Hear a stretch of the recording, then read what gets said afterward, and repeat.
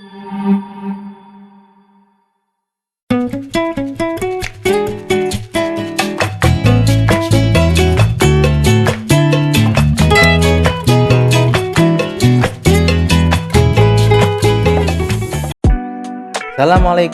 warahmatullahi wabarakatuh. Selamat datang kembali di channel Dr. Widi. Anda mungkin pernah melihat luka seperti ini atau bahkan seperti ini.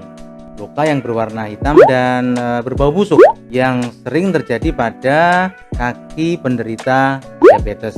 Kadang hanya mengenai jari-jari saja, tapi sering kali pula mengenai seluruh kakinya, bahkan bisa juga sampai ke betisnya. Luka seperti ini selain menakutkan bagi penderita dan keluarganya, juga sangat mengganggu karena baunya, sehingga orang-orang sekitar cenderung menjauhinya. Tentu saja hal ini memberikan dampak psikologis yang luar biasa bagi penderita yang mengalaminya, yang celakanya justru akan memperburuk keadaan. Kenapa?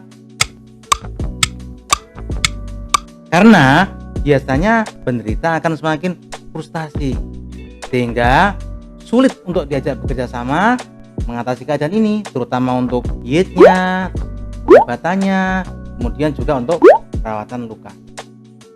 Apa yang sebenarnya terjadi ya?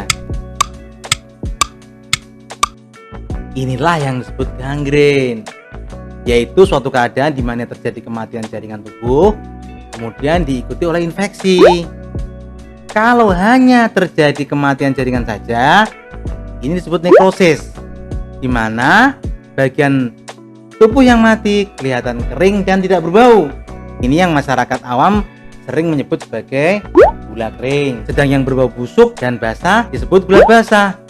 Nah, sebenarnya pembagian ini tidak tepat, saudara-saudara sekalian, karena luka yang kering pun kapan saja bisa menjadi bernanah dan berbau busuk, tergantung kondisi tubuh, kuman, kadar gula, pengobatan, dan perawatan luka.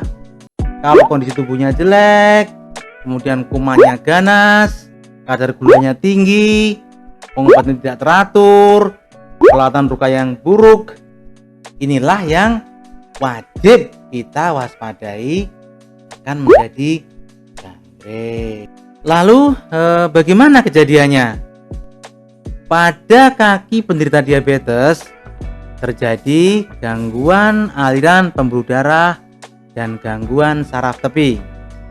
Pasokan darah yang menuju ke kaki akan berkurang dan bahkan berhenti, yang menyebabkan ujung-ujung jari menjadi pucat, kebiruan, dingin, kebas, atau kesemutan.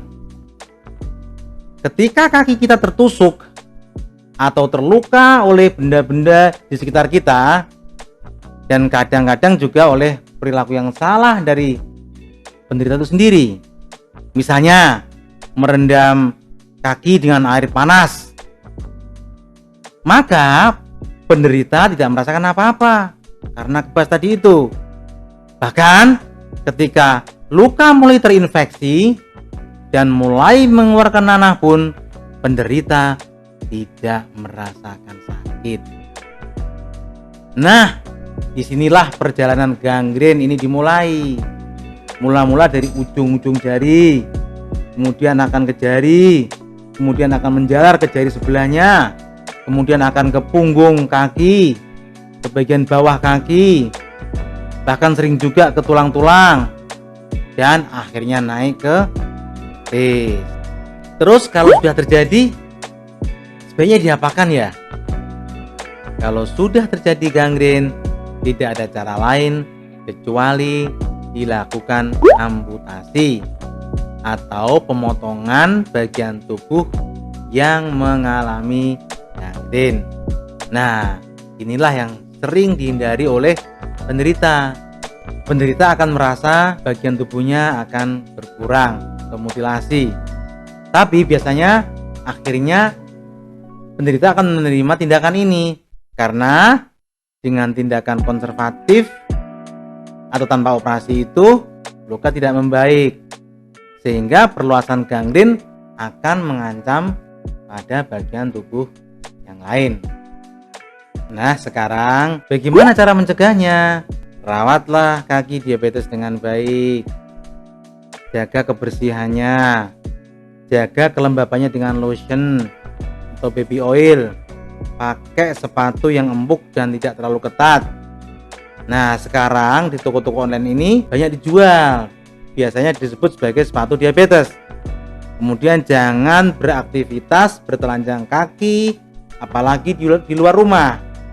Jangan percaya mitos bahwa bertelanjang kaki dan menginjak kerikil akan memperbaiki saraf kaki.